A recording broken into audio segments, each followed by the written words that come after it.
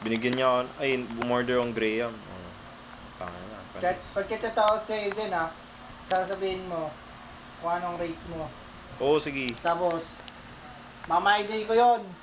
Ano ID mo? Mama ID ko yun, dalawang account. Ayun na, okay pala eh. Mama ID ko sa dalawang account. Oh. Dami na kasi bumili. Putik na yun, dapat napapicture na. Ngayon ko na naisipan din to eh, magpapicture. Tangina, parang ako pa yata pinakauna sa picture. Oo, bumubuko talaga na kami yun. Dami ko na na-order ang kanina. Iyakat siya ako. Pwede mo ba picture ko?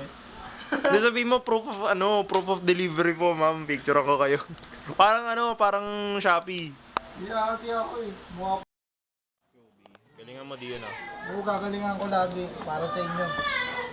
Okay Kaya, na. Para sa amin. Sa lahat ng customer ko dyan, kung may kayo, nagdalhin nyo pa.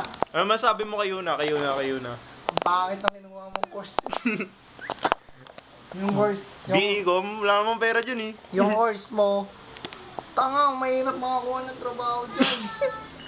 Magkano sahod ng sahod ng bakery sa 450, di ka natalo dun. Di ba? 450, talo ka pa dun. Isang araw lang. Kain, tulog, kain, kain, tapos... Kain tulog sa cellphone lang yun eh. Kain, tulog, stayin ka pa, babantay ka lang ng Pwede ka mo. May libre ka pang manliligaw na nagdadala ng tubig dun. Hindi ka na nun, tapos pag magaganyan ka, may stress ka pa kakasulat ng script. Sulat ka ng sulat, may stress ka lang